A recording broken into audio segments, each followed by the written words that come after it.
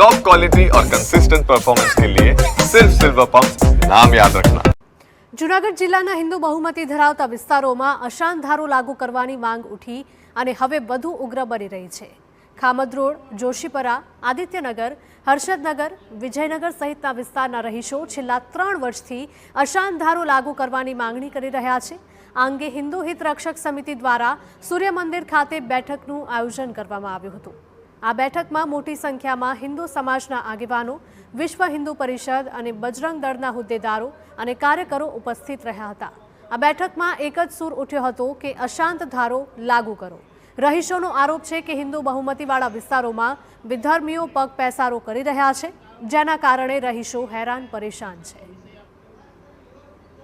20/8/2025 રોજ હિન્દુ હિત રક્ષક સમિતિના બેનર નીચે સમગ્ર હિન્દુ સમાજની જનમેદની સાથે અને દરેક 18 વર્ણોને સાથે રાખી અને એક મોટા સ્વરૂપમાં જૂનાગઢના કલેક્ટરશ્રીને આવેદન આપવાનું છે અને વહેલી તકે જૂનાગઢમાં જે સોસાયટીઓ પીડિત છે અને એ સોસાયટીમાં અત્યારે એ લોકોનો વ્યાપ વધી રહ્યો છે તેને અટકાવવા માટે વહેલી તકે એક અશાંત ધારો લાગુ પાડવામાં આવે એની માટેની એક નમ્ર અપીલ કરવામાં આવશે।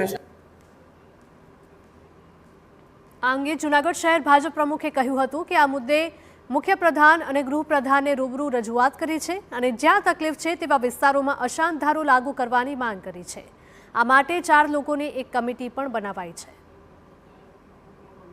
મુખ્યમંત્રી શ્રી ભૂપેન્દ્રભાઈ તેમજ ગૃહમંત્રી શ્રી હર્ષભાઈ સંઘવીને આની રજૂઆત કરતા એમને આના તબક્કે એક ખાતરી આપેલી છે કે વહેલી તકે અશાંત ધારો જૂનાગઢમાં લાગુ થાય એમના માટે 4 લોકોની નિયુક્તિ સરકાર દ્વારા કરવામાં આવેલી છે। તેમજ જૂનાગઢ શહેર ભાજપ અધ્યક્ષ માનનીય મેયર શ્રી ધર્મેશભાઈ, ધારાસભ્ય શ્રી સંજયભાઈ તેમજ કલેક્ટર શ્રી, આ 4 લોકોની ઉપસ્થિતિમાં કયા કયા વિસ્તારમાં અશાંત ધારો લાગુ પાડવાનો છે આ એમની આપણને સૂચના અને એમના દ્વારા એક નક્કી કરવામાં આવશે અને વહેલી તકે અશાંત ધારો લાગુ થાય એવી સરકાર પણ આ જૂનાગઢની જનતાને ખાતરી આપે છે।